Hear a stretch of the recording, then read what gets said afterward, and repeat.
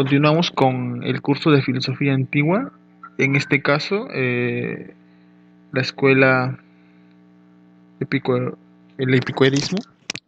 Vamos a hablar sobre Epicuro y su escuela. El epicureísmo. Ya habíamos hablado un poco sobre eh, los filósofos seguidores de Sócrates con las escuelas menores socráticas. Estas escuelas van a tener también van a influir en otras escuelas, como es la de Epicuro, la Estoa, ¿sí? Eh, pero lo que tienen, más que diferencias, tienen muchas cosas comunes, ¿no? Es el tema de la ética o el tema del ideal del sabio. Vamos a abarcar este tema del día de hoy.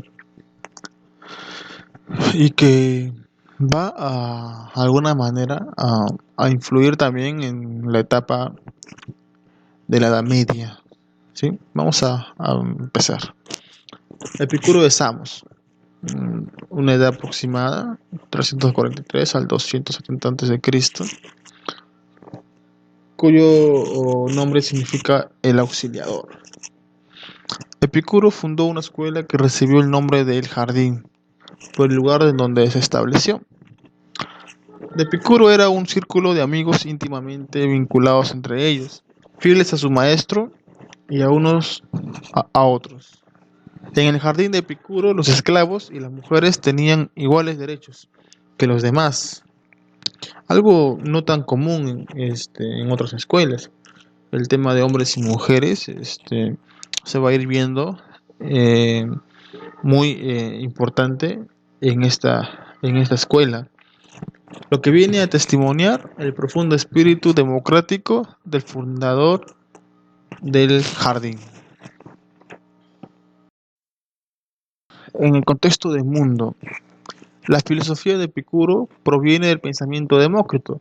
Cuando hablemos del pensamiento de Demócrito, ya que esta escuela o el pensamiento originado por Demócrito es una visión o una percepción materialista de la realidad, ¿no? Hablamos de átomos. Eh, entonces, tiene mucho que ver en este punto. Sostiene que todo lo real es corpóreo y está compuesto por infinitos átomos de diversas formas. Epicuro trató de conciliar su atomismo con la libertad humana, base de toda la ética.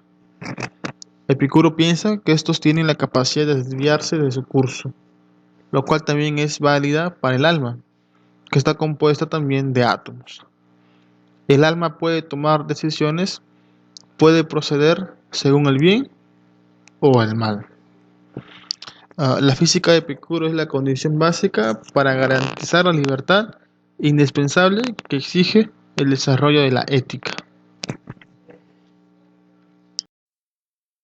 Hablemos de la ética. La ética de Epicuro presenta un eudemonismo hedonista. Cuando hablamos de eudemonismo, hablamos de la felicidad, ¿no? ¿Y cuál es la felicidad en un contexto hedonista?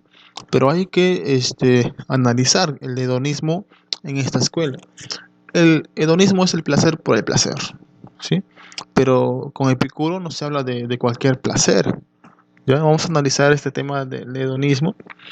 Considera que el placer es el medio que permite alcanzar la felicidad. De alguna manera, este tema del placer también lo habló Sócrates, ¿no? Pero este placer es medido por la parte cognitiva, ¿no? Que es la sabiduría. Y por eso la sabiduría es tan igual o equivalente a la virtud, ¿sí? Entonces, este es pues el último bien del hombre, que es el placer. Epicuro funda su doctrina moral en el placer. Lo considera un bien innato o inherente a la naturaleza humana. Los hombres están destinados a buscar el placer. No es muy diferente a lo que señalaba Sócrates. Ahora bien, para evitar el dolor es necesario buscar los placeres elementales y no desenfrenados. Hay ahí el concepto que va a diferenciar al hedonismo en cuanto a hedonismo, ¿sí? Porque si nos referimos a hedonismo, es un hedonismo del placer por el placer, pero aquí no se habla de cualquier placer, ¿sí? Sino un placer eh, que busca pues algo agradable, ¿no? No algo desenfrenado. El hombre debería convertirse en un ser que no fuese esclavo de la necesidad, ¿no? Y esto también lo hemos llevado con las mismas escuelas socráticas menores, el tema del autodominio, ¿no? El hombre que domina sus placeres, ¿no? A partir de la capacidad racional, ¿no? Y la virtud, cultiva la virtud. Epicuro rechaza todos los hedonismos extremos, ¿sí? Entonces hay que señalar eso, es cierto, ¿no? Esta escuela, el del epicureísmo, habla es un eudemonismo hedonista, pero este concepto hedonista hay que analizarlo, entender de que no es cualquier placer, ¿no? No es un hedonismo extremo. Clasificar los placeres que señala Epicuro. Tenemos los placeres naturales y necesarios. Son aquellos que dan bienestar y paz al alma y evitan daños al cuerpo, como el comer y el beber moderadamente. ¿Sí? Hay que tener ojo y subrayar en el tema de moderadamente, ¿no? Eh, Una de las virtudes importantes en Aristóteles es pues la prudencia, ¿no? Entonces, ese ser moderado también pues tiene mucho que ver en esa virtud de la prudencia, ¿ya?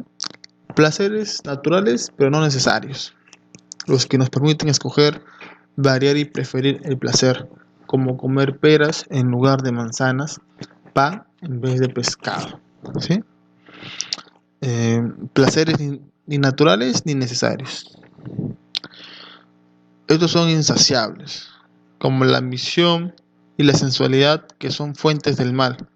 El hombre sabio y prudente debe alejarse de ellos, ¿no? Ojo el término de prudencia en este apartado, ¿sí? Entonces, cuando hablamos de ética, hay cierta tendencia a la decisión, ¿no? Entre el bien y lo malo. Y esto lo explica desde el mismo atomismo de Demócrito, ¿no? De una visión materialista, ¿ya?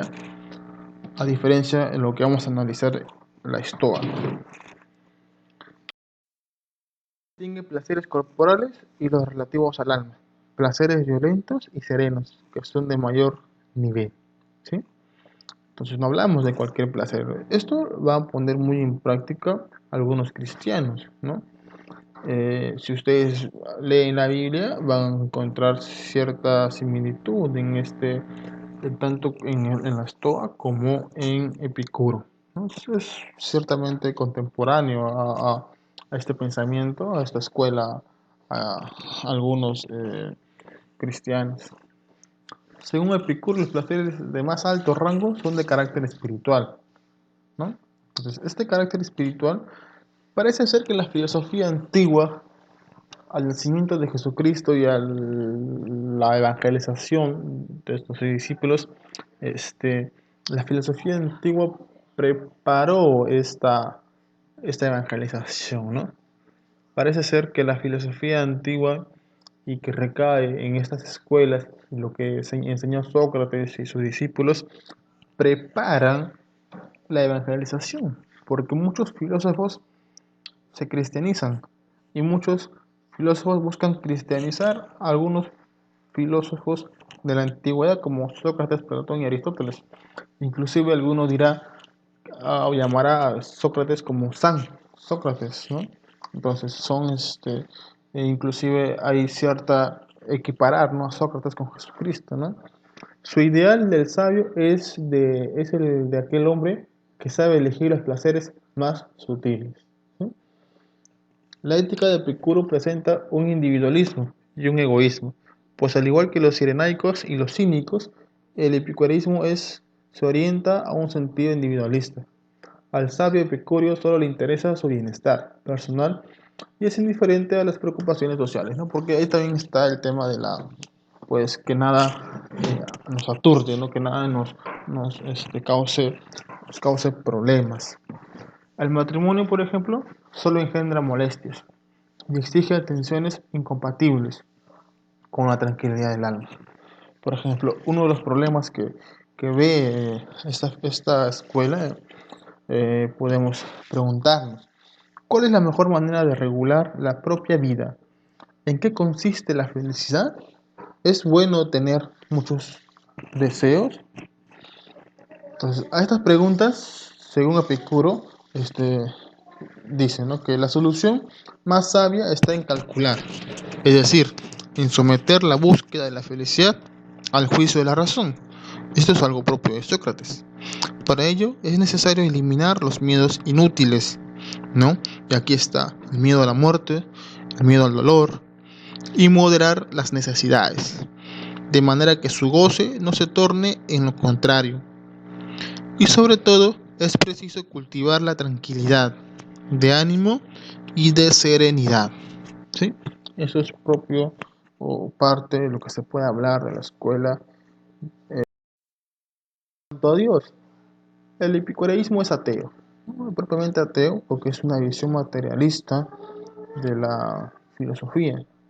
No debe temerse a los dioses, dice Epicuro, ya que estos, si existen, son indiferentes al destino de los hombres, moran en su lejana resistencia, entregados a un reposo absoluto, sin preocuparse de las miserias de este mundo, ¿sí?